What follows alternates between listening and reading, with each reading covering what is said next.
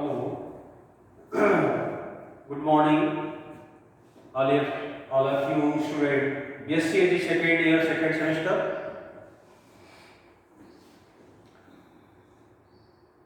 आज जो lecture topic है वो कोर्स फार्मिंग सिस्टम से रिलेटेड है।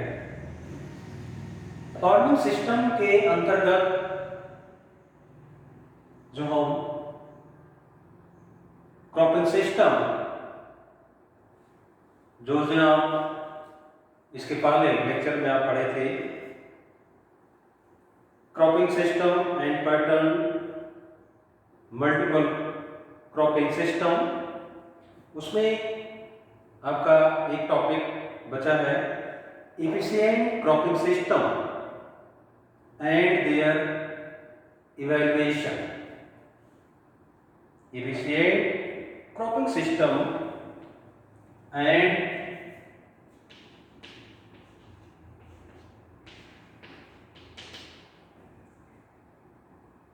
their evaluation।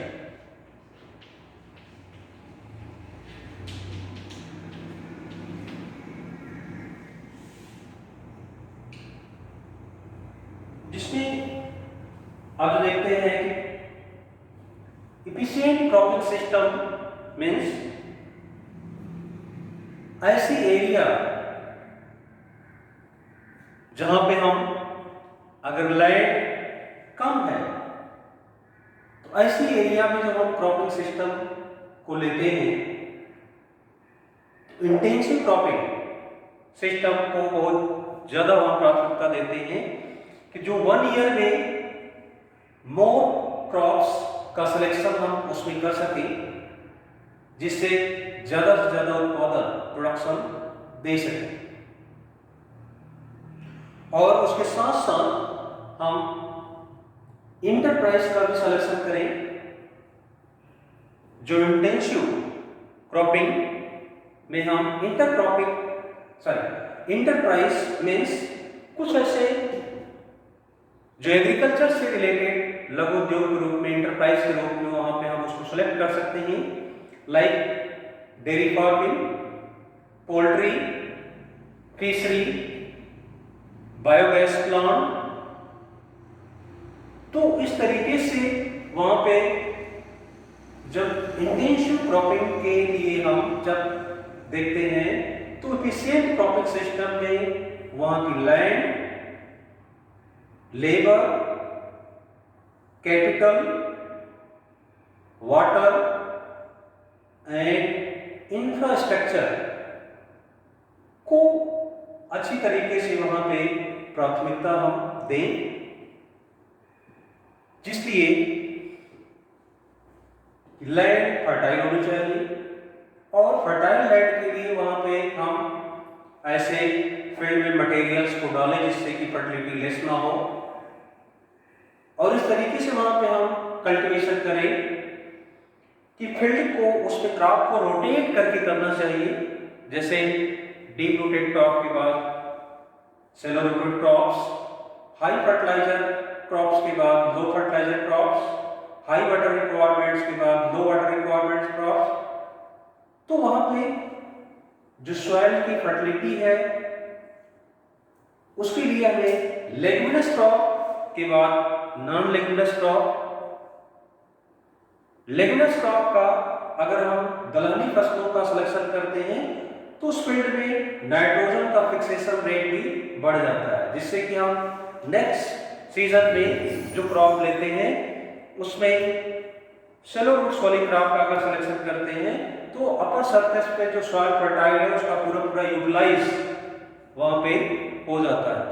तो इसलिए एफिशिएंट क्रॉपिंग सिस्टम में देखते हैं वहां वाटर का भी यूज उसके अकॉर्डिंग करना चाहिए, एंड लेबर की प्रॉब्लम्स होती है तो लेबर प्रॉपर वहां पे अवेलेबल होनी चाहिए। तो इसके अकॉर्डिंग हम वहां पे एफिशिएंट क्रॉपिंग सिस्टम में उस पर्पस से वहां पे उसको करने में सक्षम होंगे।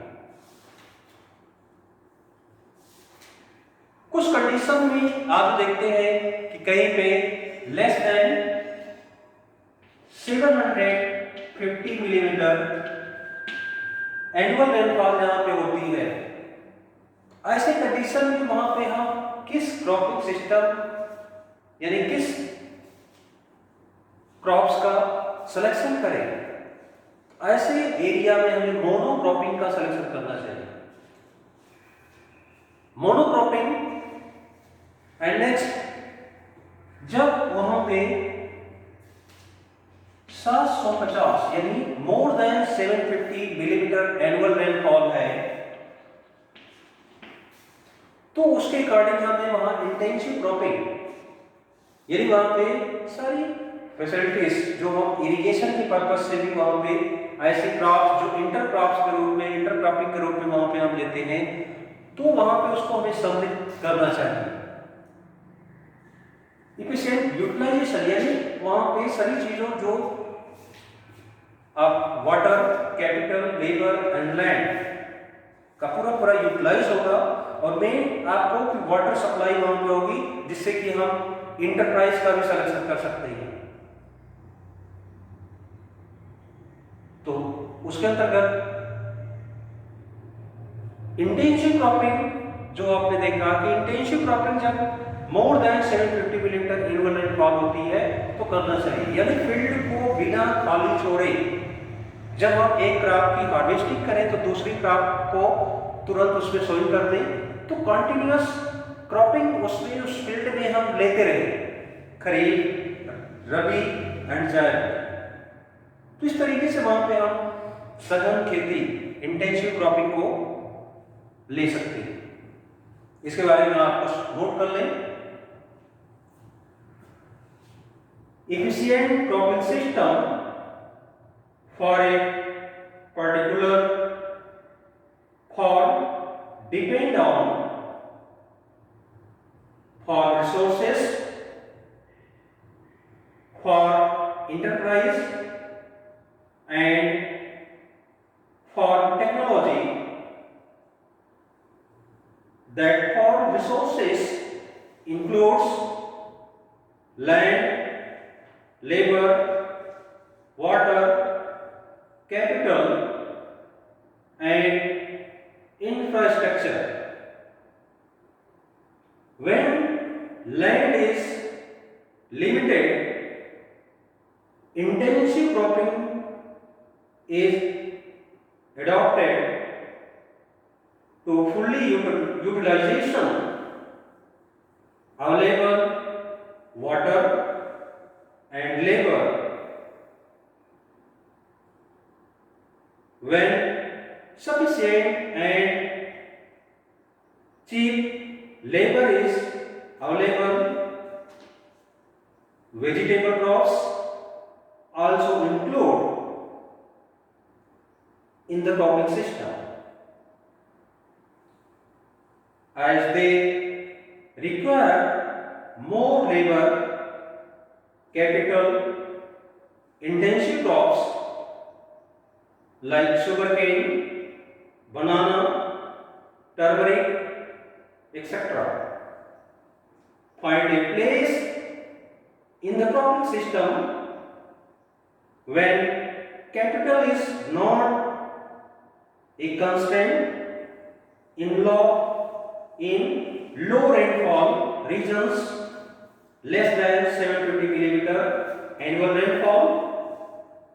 Monocropping is followed, and when rainfall is more than 750 millimeter, intercropping is practiced with sufficient irrigation water.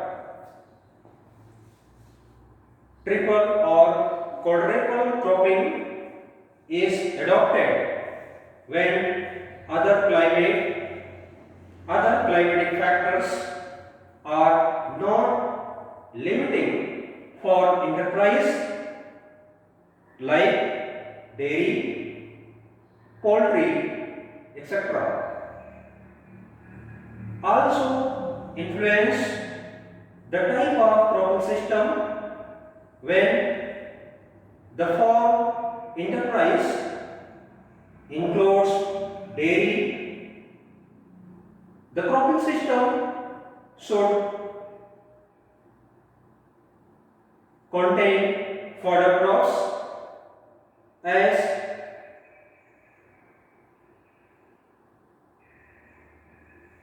components. Change in cropping system takes place with the development of technology.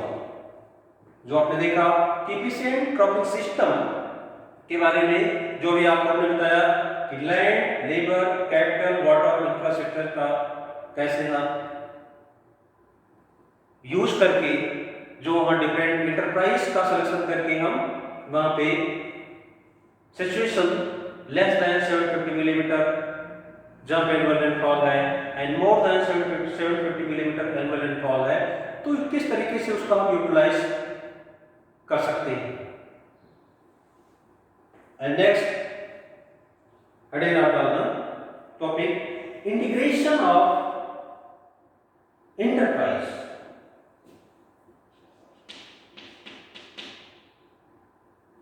Integration of enterprise।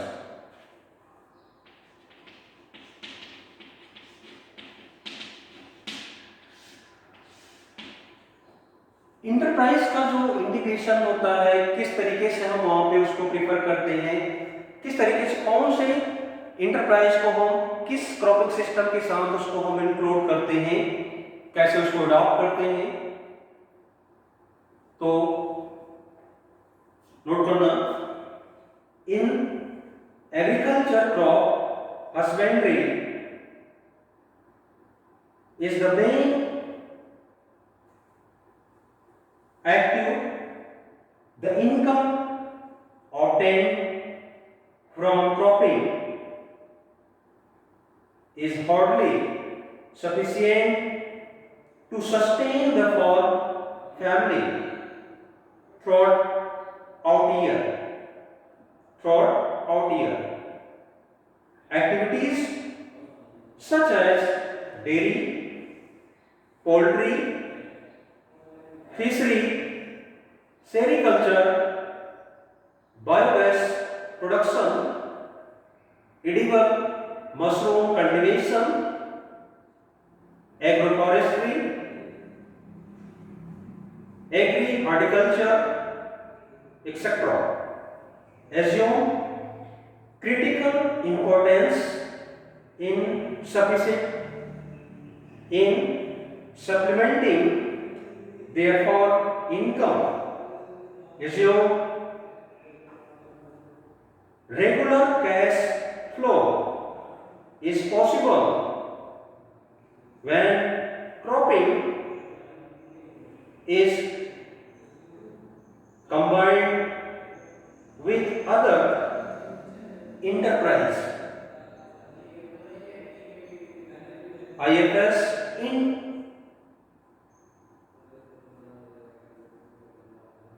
integrated farming system, IFS, seems to be the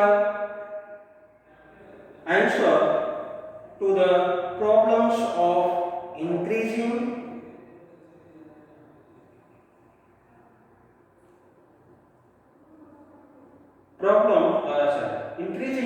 production for increasing income. Like livestock is the best complementary enterprise with cropping, especially during the adverse year. यानी आप देखते हैं कि अगर हम cropping system में crops के साथ साथ हम इंटरप्राइज का सिलेक्शन करते हैं, तो कुछ ऐसे फार्मर हैं जहां पे क्योंकि लैंड बहुत सीमित है, बहुत कम एरिया है, तो वहां पे हम क्रॉप प्रोडक्शन के साथ साथ हम IFS integrated farming system models को डेवलप कर सकते हैं, जहां कि हम कुछ इंटरप्राइज का सिलेक्शन जैसे पॉन्ड्स, जो तालाब बना करके उसमें फिश फार्मिंग एंड पॉन्ड्स के ऊपर पोल्ट्री फार्मिंग, जो कि कम एरिया में हमने 2 इंटरप्राइज का सिलेक्शन किया, एंड उसके साथ साथ फार्मर की नीड आवश्यकता जो कि क्रॉप्स का प्रोडक्शन भी करें। जो क्रॉप का प्रोडक्शन करते हैं वो जो इंटरप्राइज है उससे इंटीग्रेशन है, यानी जो ग्रेन का प्रोडक्शन हुआ वो फीडिंग चारे के रूप में मछली को, फिश को एंड पोल्ट्री को दे सकते हैं। तो एक दूसरे से इंटरप्राइज एंड क्रॉप प्रोडक्शन से दोनों में इंटीग्रेशन क्या है। जैसे डेयरी फार्मिंग है, तो डेयरी फार्मिंग में आप लोग देखते हैं कि क्रॉप्स के लिए जो हम इंटरप्राइज ले रहे हैं उससे हमें क्या मिलता है, डंग, गोबर के रूप में, जो कि वहां उसको डिकम्पोज करके हम फार्मिंग सिस्टम यानी क्रॉपिंग सिस्टम में उसको ले सकते हैं। एंड डेयरी के लिए एनिमल हस्बेंड्री में जो फॉरेस्ट प्रोडक्शन है, जो फॉडर प्रोडक्शन है, चारा उत्पादन, उसको भी हम वहां पे करके डेयरी फार्मिंग को अच्छे तरीके से चला सकते हैं। तो दोनों का जो इंटीग्रेशन है किस तरीके से हम वहां पे देख सकते हैं, तो उसके अकॉर्डिंग हम किस फार्मिंग सिस्टम में, क्रॉपिंग सिस्टम में वहां पे इंटरप्राइज का सिलेक्शन करेंगे। तो ये था आपका integration of farming system, enterprise. Next topic आपकी होगी एंड देयर इवैल्यूएशन। उसको जो इवैल्यूएशन करते हैं उसके according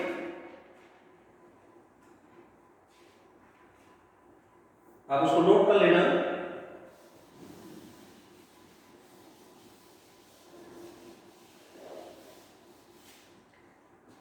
evaluation of cropping system.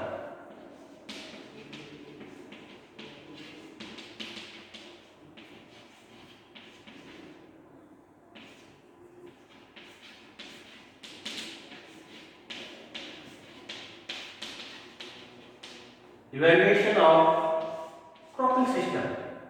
Evaluation of cropping system में LER,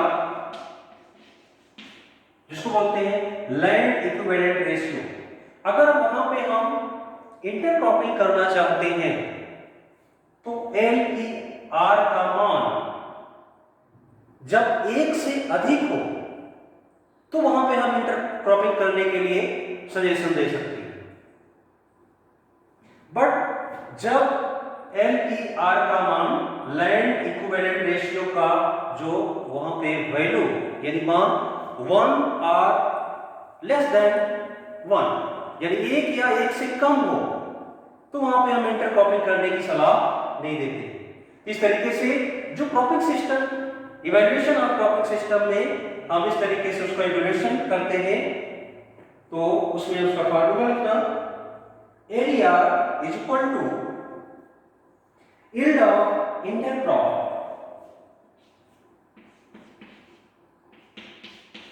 yield of intercrop A upon yield of sole crop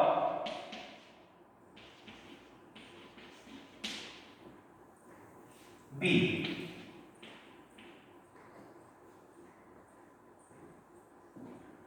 plus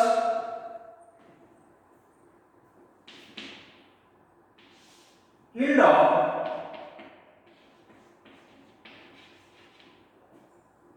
intercrop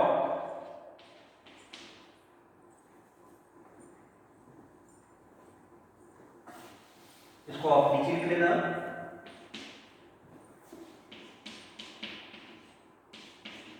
yield of intercrop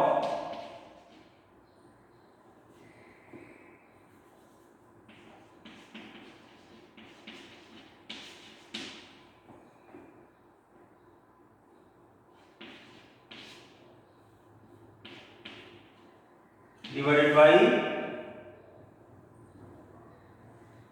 yield of sole crop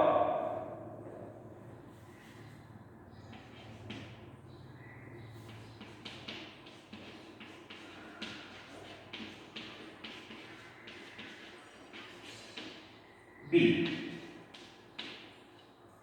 फिर से आप इसका फार्मूला सुनो, LER is equal to yield of intercrop A upon yield of sole crop A plus yield of intercrop B upon yield of sole crop B।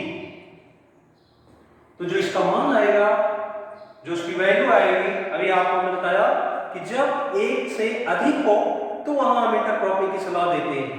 जब उसकी value यानी उसका मान एक या एक से कम हो तो वहां इंटरक्रॉपिंग की सलाह दे दी जाती है। इसलिए इसका इवैल्यूएशन जरूरी होता है।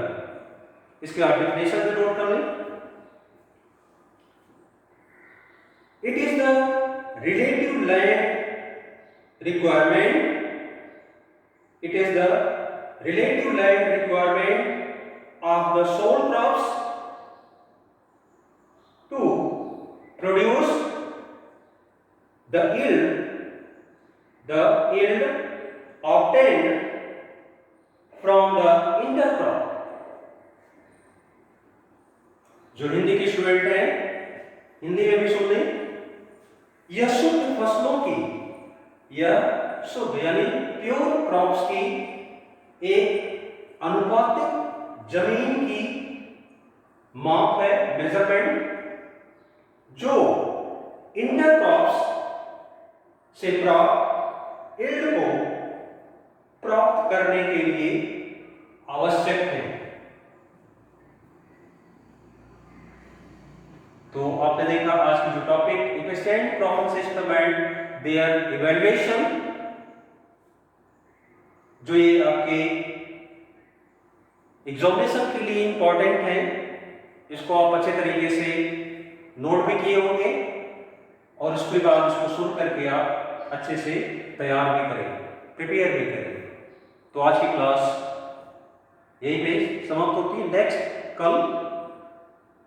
That's all. Thank you.